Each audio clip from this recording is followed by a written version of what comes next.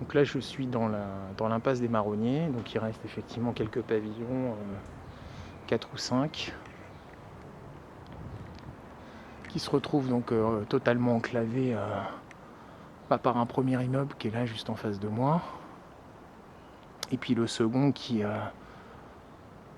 est ici, donc en fait qui est le prolongement du L. Alors ce qui est étonnant, c'est qu'on a quand même, on parle d'alignement, mais là il n'y a pas non plus d'alignement parce que on voit bien qu'une partie du bâti est clairement en décalage.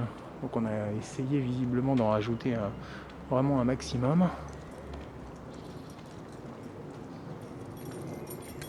Donc l'alignement n'est pas du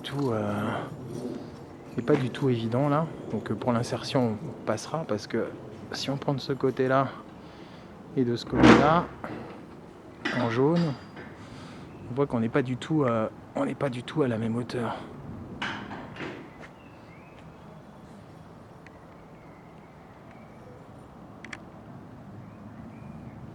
Alors au-delà du bâti qui est qui est quand même immense.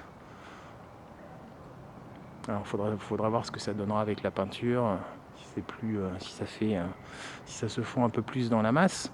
Mais au-delà du bâtiment lui-même, ce qui est étonnant par rapport à cette construction, c'est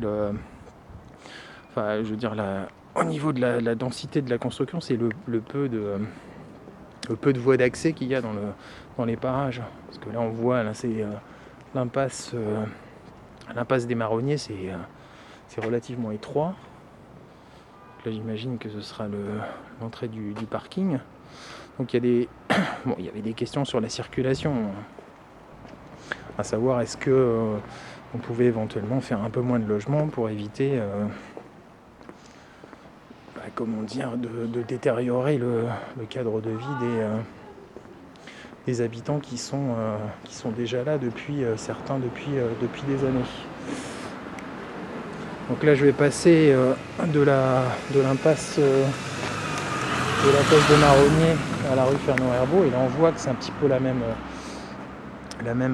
configuration, c'est-à-dire une rue quand même très étroite, pas spécialement faite pour accueillir des mastodontes.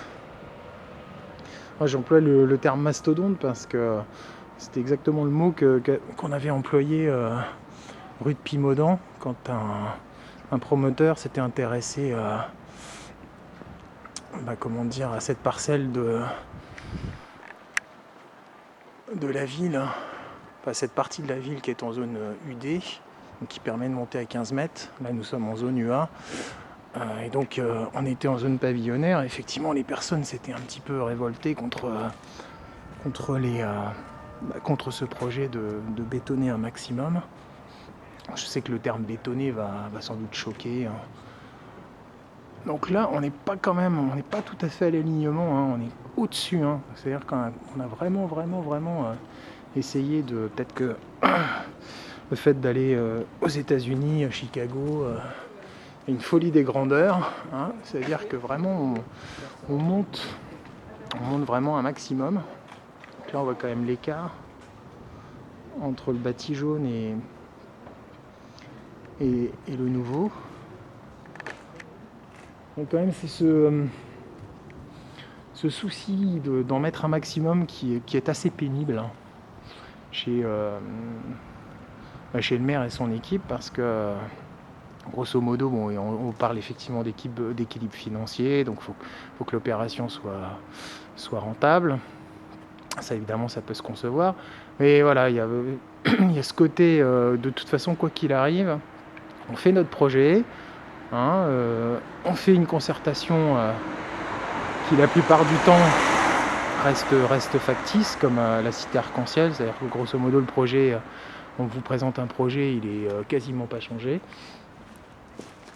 Et puis on arrive effectivement à ce type de construction qui sont, je vous le répète, complètement imposées.